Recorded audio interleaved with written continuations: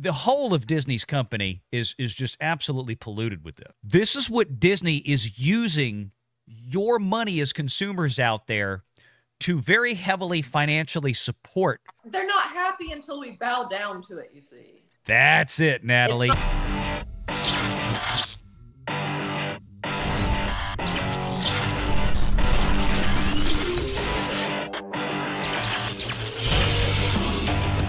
Renegade Online.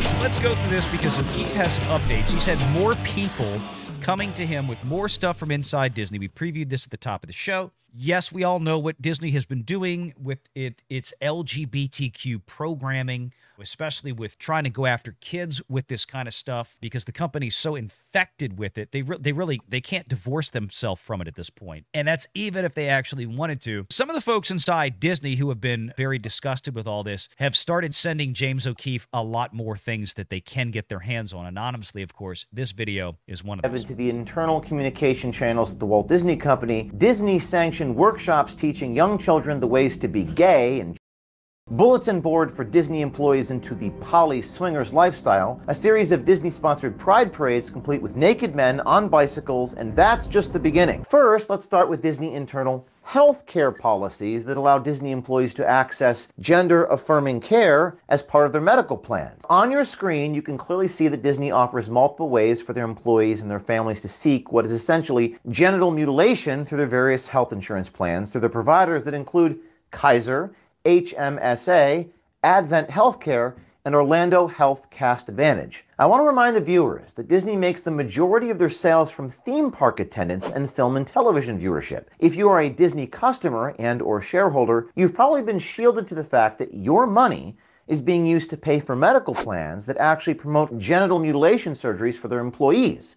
Disney employees. Why? Now, I want to also add to this. Now, for people out there watching, you heard this story come up first a couple of years ago when Christopher Rufo released those tapes from the Disney Reimagine Tomorrow program. So that not only would Disney make sure that there would be funding for Disney employees to perform surgeries to transition themselves, but also available for their children. Disney was probably not only supporting employees doing this, grown adults making decisions for themselves, which in and of itself is, we're talking about a pretty nutty thing to do, but we're talking about minor children being victimized by their parents in the same regard. You got to remember, James O'Keefe is reaching an audience that we don't reach. James O'Keefe is reaching an audience that none of our YouTube channels reach. They're reaching a lot of normies out there because this gets picked up in various magazines and other things like that.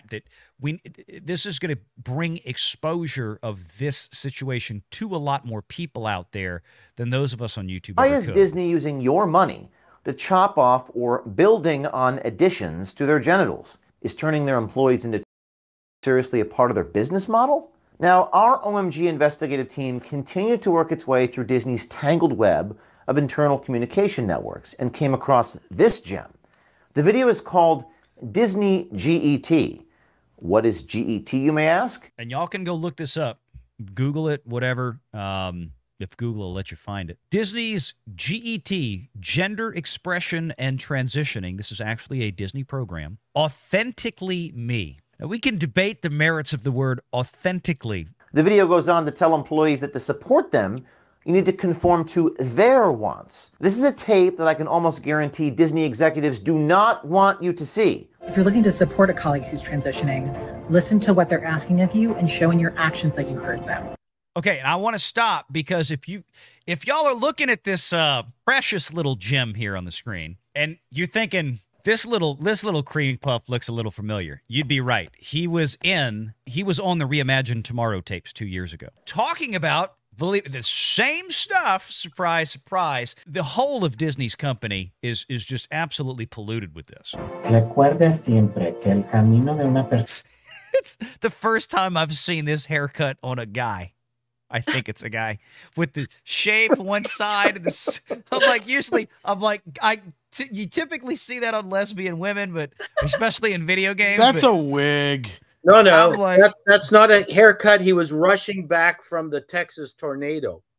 That must have been it. You notice even his Disney name tag, he's got the Mickey Pride flag on the name tag. They're doing this now, customized name tags. Persona es suya y no tuya. Let them talk, let them do what they want to do, and if they talk to you about that, it means like they're like comfortable.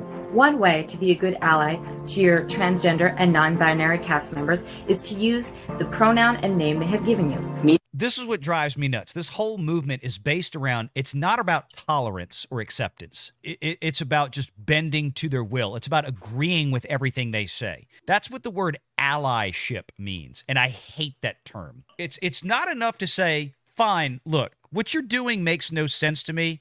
I'm not going to throw you in prison for it. I don't think you should be thrown in prison for it. I don't think you should be attacked physically or otherwise for it, but just keep it away from my kids and go live your life the way you want.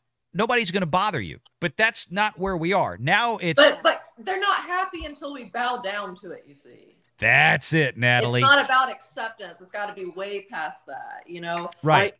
I wanted to know whether the guy was using mincing sign language. This is what Disney is using your money as consumers out there to very heavily financially support. Hire more of these people, put them in more positions of power, make them directors of creative programming, to make television shows and cartoons and movies with this type of theme in it for your kids.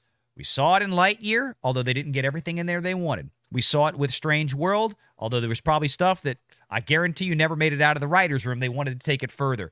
We've even seen a lot of the LGBTQ publications like Pink News and all these other ones out there that lament that Disney hasn't taken their LGBTQ messaging to children nearly far enough. Not just the normal, everyday, run-of-the-mill people that live and are like that. It's fine. We're talking about the actual political movement, the social and political movement to push this into everything, especially with kids. Disney hasn't gone far enough for these guys, which is crazy, which is why you have like these very popular pages on Twitter or X now.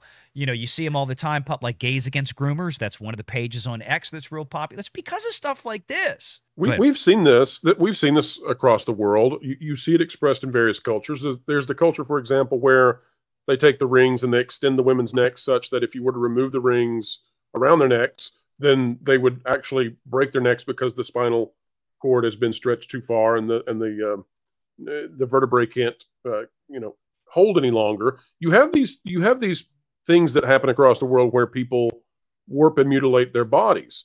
Mm-hmm. The problem is that we are now doing that and we're mixing it with delusion. And you might imagine, like in 100 years, what would we say if there was a movement where people said, well, I identify as a one-legged person, and mm-hmm. therefore I want you to chop off this other leg so that I can realize my belief. And you're going say that to because you think you're kidding. There's actually people who are like that now. I believe it. Yeah. Yeah. Where they want to be disabled, so they were actually have limbs and stuff removed. Especially in America, they have made being a victim the most sought-after prize of a lot of people, especially the younger generations that are, frankly, I hate to say it, on average, not all of them, obviously, but just dumber and more easily manipulated. But they have made being a victim one of the most prized possessions out there, and people will try to find any way possible to make themselves a victim so they can be part of the cool social TikTok club nowadays.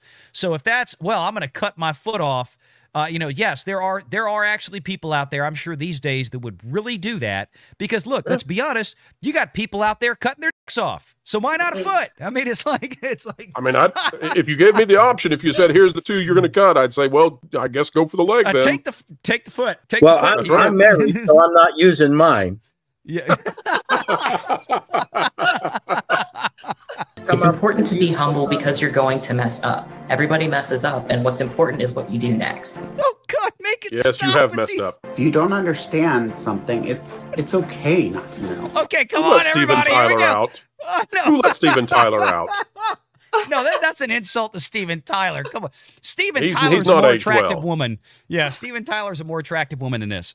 In that Disney GET video, you can clearly see that these Disney employees are not only recommending you do those actions, but almost telling their teammates they need to take those actions. Why are they so demanding? What if you said you don't agree with their positions at Disney on conforming to these LGBTQ demands? Well, that's something we'll reveal in Disney Files Part 3. Yeah, and there has been a follow-up video. It's a much shorter one. It's about 2 minutes long. I'm going to pull this down for a second. Anybody want to make some comments on that? I know, Natalie, you've been quiet. I'll give you a chance here to kind of chime in on just overall what you saw. You're a mom. You know, you're like me. You got kids. You know, you're a Christian woman. You see this kind of stuff what Disney's doing. They're spending a lot of money to make sure that people know that if they want to have completely elective voluntary surgery for no medical purpose other than to satisfy how they wake up and feel in the morning, I wonder if Disney provides elective medical procedures for anything else. But what do you think when you see all this kind of stuff? Man, I just think it's like a wild world we're living in, and they're definitely trying to, you know, maybe pick up the pace, I think, on advancing their agenda, which I know that it's anti-God, anti-Christian in particular. You know, I mean, I think the proof's in the pudding. Like even the Christian one not being there, it's just there's a discrimination factor there. Maybe we should ask ourselves, you know, why that is. But it's very sad, I think, and yeah, the world needs the Lord. Yeah, you got to wonder these days, does Disney have a very robust and devout sponsored group for, like, you know, Christian affinity or traditional family value affinity or conservative affinity and all this kind of stuff? They spend a lot of money helping to insulate, promote, and really just embed one very specific ideology in that company, and everybody else. And we've heard from people before, especially if you're a conservative Christian at Disney, you best keep your damn mouth shut. When it comes to kids, I think what's sad too is they're going after them earlier than they ever have before. You know, they're trying to get to them as soon as possible to plant those seeds.